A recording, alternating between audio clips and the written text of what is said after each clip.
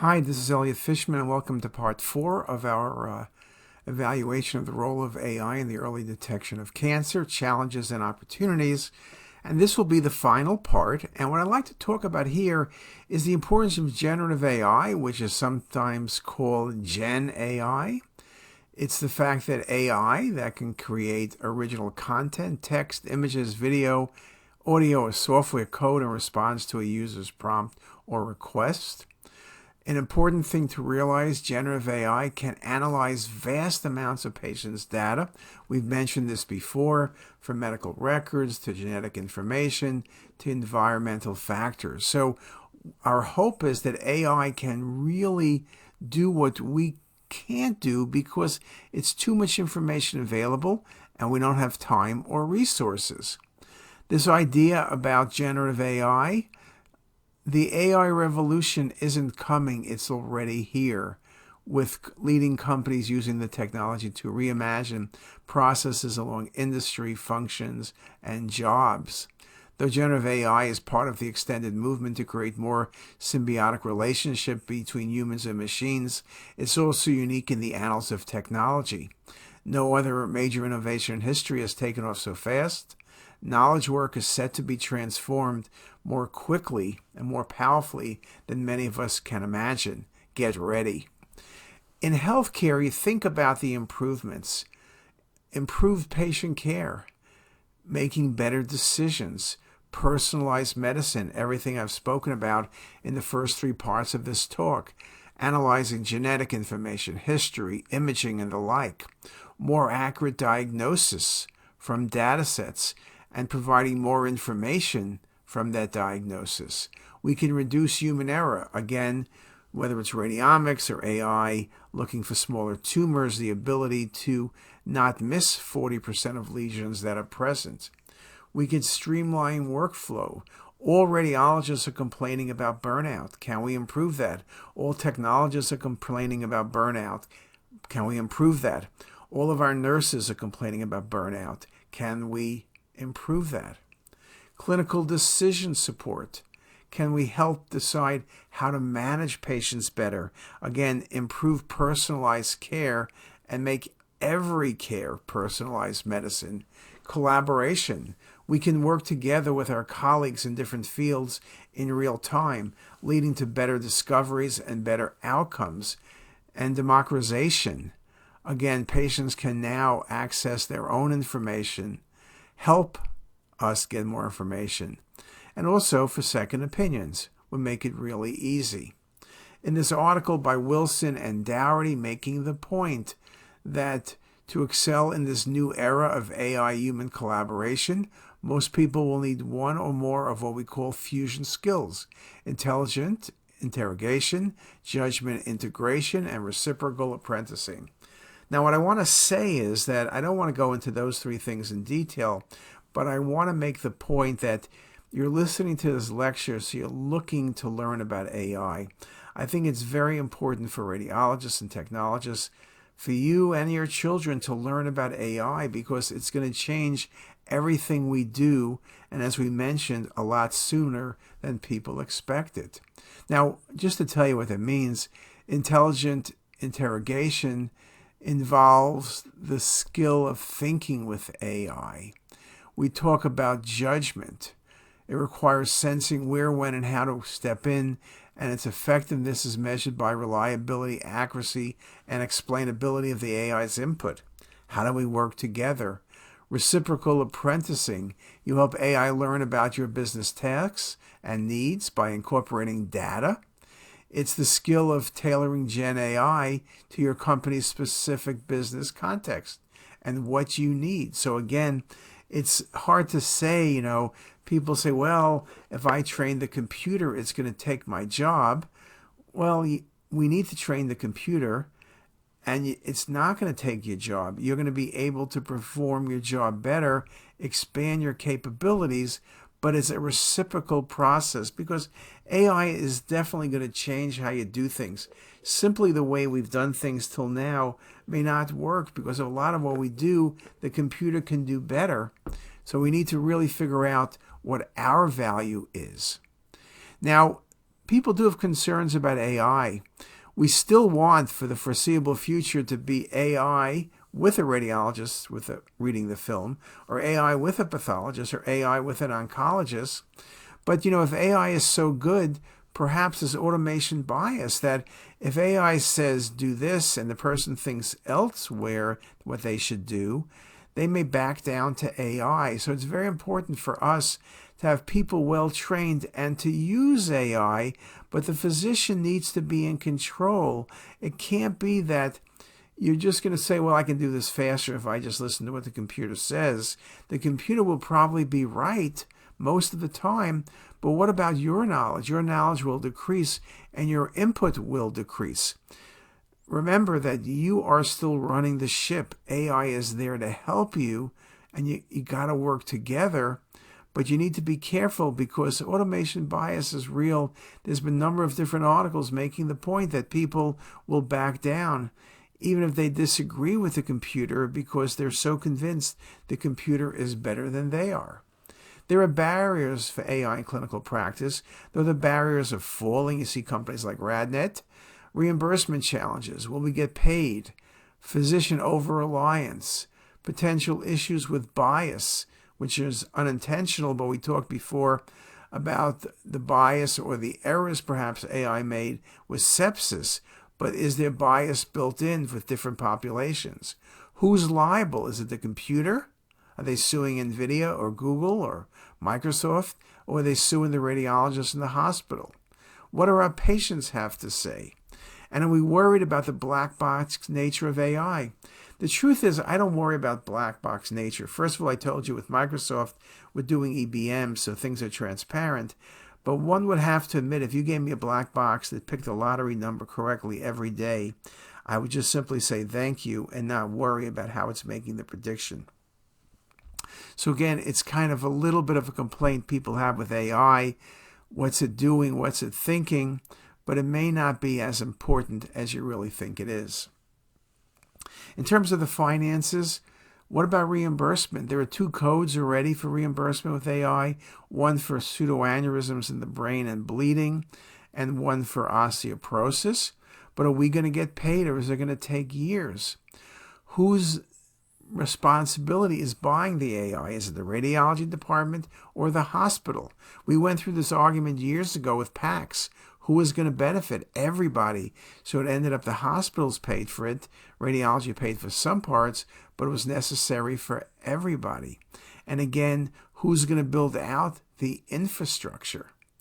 The business of radiology is also very important. Remember that not every place is the same.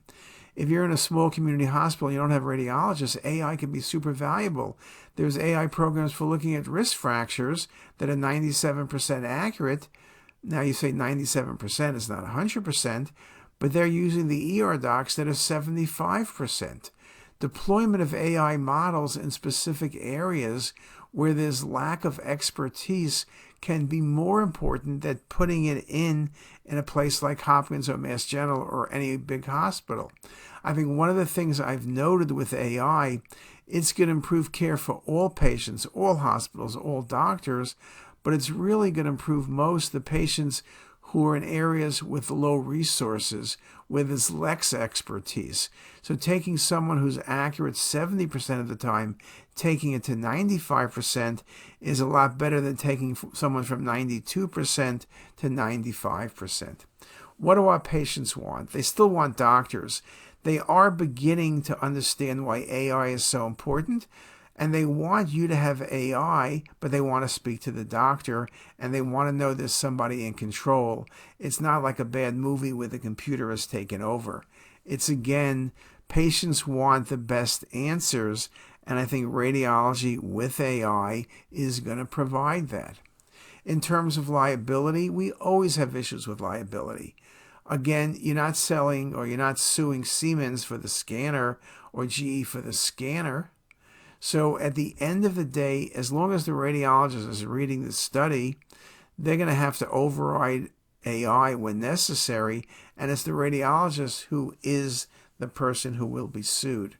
If you reach the future where AI reads the cases by themselves, which may be in the future but not anywhere soon, then at that point you're going to say that the computer will be sued, and who will then be at risk? It probably is going to be the hospital. But again, in the short term, it's the radiologist, and that's not going to be an issue.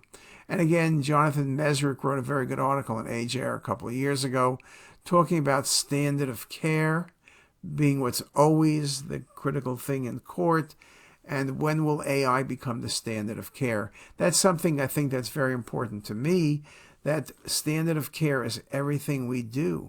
In mammography, I think that's the first area perhaps we're going to see AI implemented as standard of care. In Europe required 2 radiologists to read mammograms. Now it's 1 radiologist and AI. So they're putting AI up there equal to a radiologist.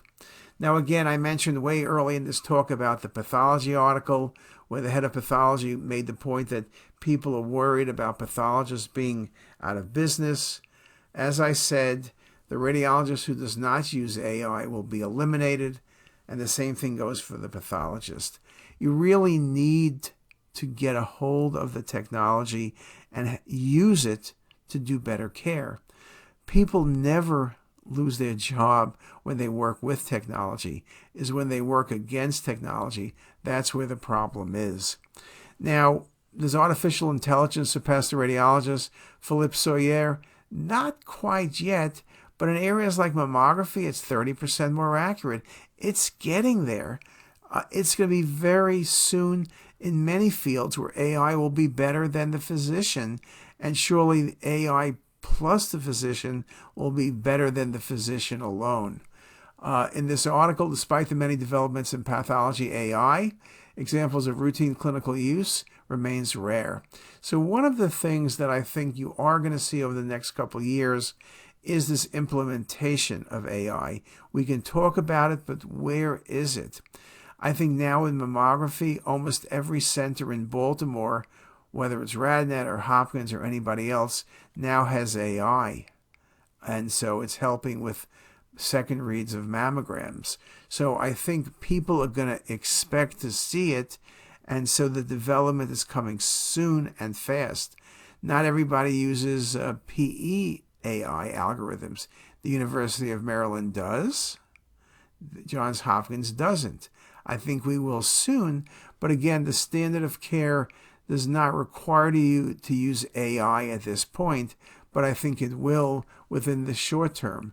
So again, it's very important when we look at these tools to make certain that what do we need and does it work in our environment? Is it the same scanners that were tested when the original algorithms were done? And how good is the company you're buying from in keeping up with the algorithms and implementing changes in algorithms become very important. The road ahead is challenging, but as Topol makes the point in Lancet, you can see so much more information that's impossible to see. For digital eyes, a chest CT encodes data for coronary artery disease with looking at scores. Our 1AI model has shown its superiority compared with the radiologists for detecting pancreatic cancer from either chest or abdominal CT scans. Beyond CT, mammography has information about risk of heart disease via presence of breast artery calcification. So this opportunistic imaging, when we're looking at a scan for one reason and find out lots of information, this idea about what we can get out of a scan, whether it's looking at the retina, whether it's looking at a chest x-ray, looking at a cardiac CT, it's not just reading the scan, it's what else is in there. This development of AI finding unanticipated information within the scans. I think that becomes very important. Similarly, what cardiologists cannot detect from an electrocardiogram, risk of atrial fib, heart attack, stroke, diabetes, kidney disease, anemia, and filling pressure of your left heart has been reported with AI models. So one of the things we're seeing is what AI is able to do is take the same information we already have, but draw a lot more out of the information. It's able to see things that we can't see and quantify things that we can't quantify. So again, there is a cautionary note that we need to really be careful. A prodigious amount of medical information is not currently being harnessed, much of which could be informative to patients and reduce the cost of additional medical imaging and misdiagnosis. So we need to really work on this really carefully and hard, because there's so much we can gain. Yes, there are risks, there are potential problems, but there's a windfall of information in imaging studies, be it CT or MR or ultrasound. We just need to develop algorithms which extract that information. And an article we wrote with Matt Lundgren, who was from Stanford, who's at Microsoft, specifically at Nuance. The bottom line is this technology is going to change the world, including every aspect of healthcare, and the capabilities that have been arising and the rate at which people are adopting these new technologies are astounding. Everyone should be encouraged to get their hands dirty with this technology, learn about it, and use it as you see fit. It will definitely change a lot of what we do. And that is indeed very, very important. This idea about an ecosystem, the idea about I can have one ChatGPT-4 agent as an oncologist, one as a surgeon, and another as a primary care doctor. And then I can input a patient record and tell the model to discuss the case, round it to best practices, and come up with a treatment plan. You got to think about the things you can do.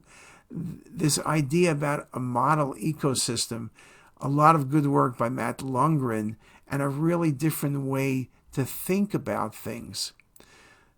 In this article from the New England Journal of Medicine, the trend presents an opportunity for improving access to medical imaging and reducing common diagnostic errors in low-resource settings in emergency department, where there is often a lack of around-the-clock radiology coverage. The point I made before, everybody will benefit from AI's contributions, but places with lower resources, with less, will benefit even more. So I think that part's very exciting. The idea that we can improve care for patients, not just the wealthiest patients or the patients near the best hospitals, but for everybody, everywhere, and not just in the U.S., but around the world. That indeed is very exciting. What the introduction of AI algorithms might do, provided that data management and safety regulations are in place, is also reduce the cost and time needed to make the diagnosis.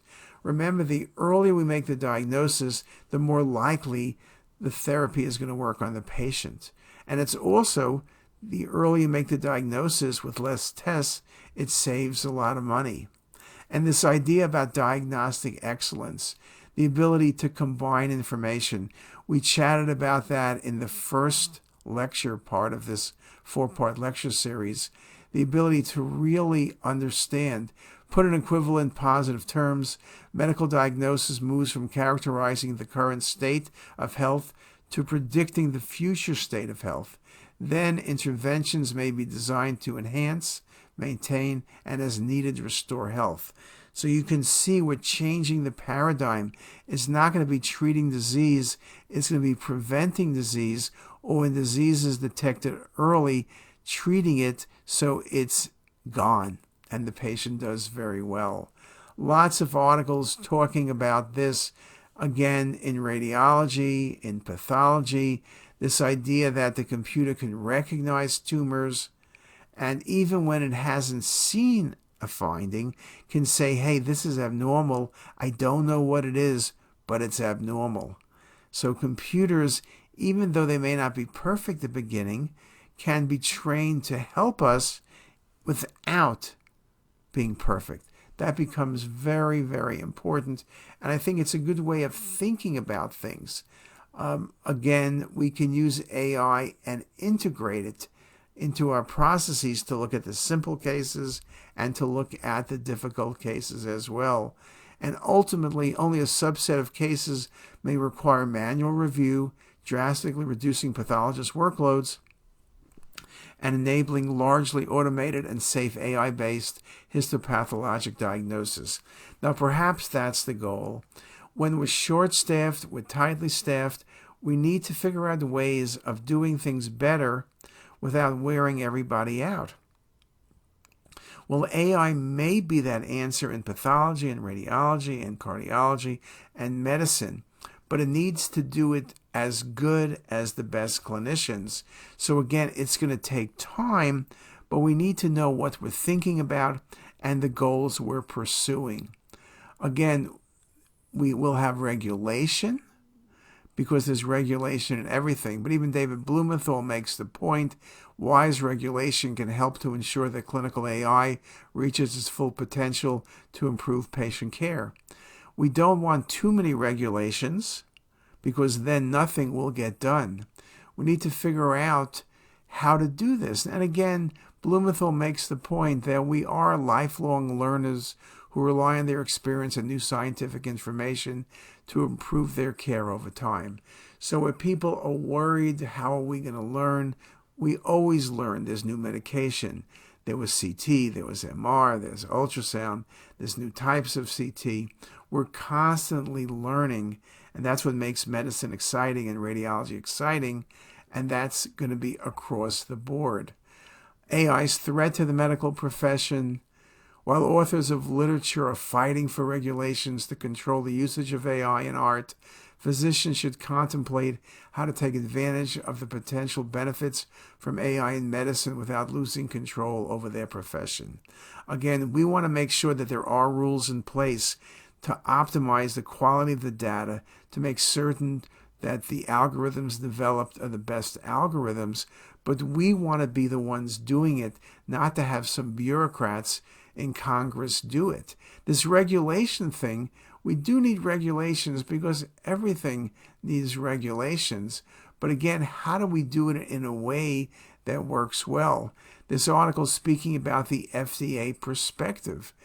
Okay, FDA will need to be important in a strong oversight position, approving the algorithms, but also once they're in practice, make sure they're working. Regulating industries, academia, and the FDA will need to develop and optimize the tools needed to assess the ongoing safety and effectiveness of AI in healthcare and biomedicine. So simply approving a product is great, but it may not be enough because as things and scanners change or different things change, you want to make sure the algorithms are getting better or at least maintaining their quality. So it's going to be a constant process, thinking and thinking. It's a life cycle of AI. It's not just putting the scanner in and then saying, okay, the scanner will stay there till it's taken out unless it breaks and then we fix it. AI is constantly improving. So you have a good system that works, but you add more data. Now what happens? It's constantly training. Is it training correctly? Those are things that need to be done. Now, as I mentioned, we want to make certain we do this ourselves because everybody wants to govern AI. This was from the recent UN meeting, Governing AI for Humanity, Recommendation 1, Recommendation 2. The last thing we need is the UN to make the regulations on how to do AI.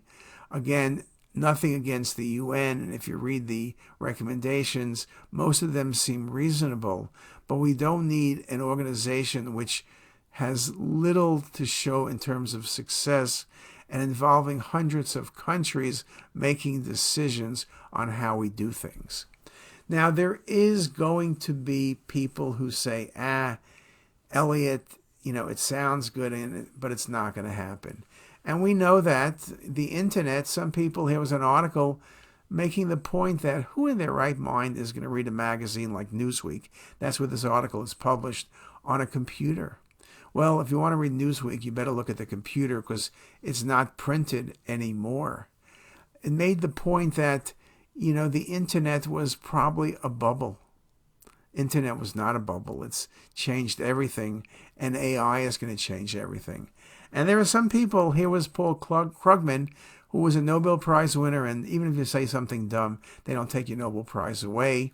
In 1998, he said that by 2005, which is 7 years ahead, it will become clear that the Internet's impact on the economy has been no greater than the fax machine. Well, he was wrong, to put it mildly. he was right, there's no fax machines, though he thought they would stay around. Basically, no one has fax machines.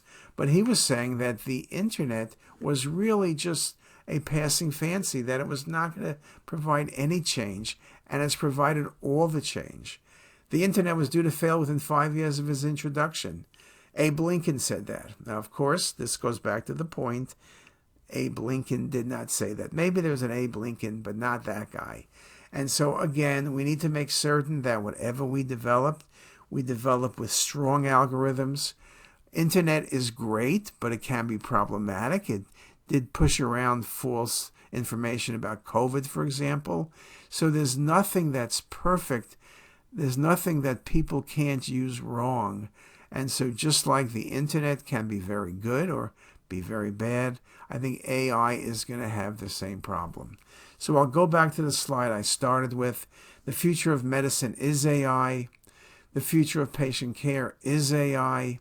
The future of medicine is dependent on how we use AI for good and avoid some of the potential problems and some of the people who will try to use it for bad. And the question of how it's going to impact us, it's doing it already, but it's not a question of if, but when it will do even more. And with that, I recommend you read everything you could read. Read online, read journals, take a course. There's easy courses from RSNA or Coursera or other places. Get involved and get involved now. And with that, I wish you a great day.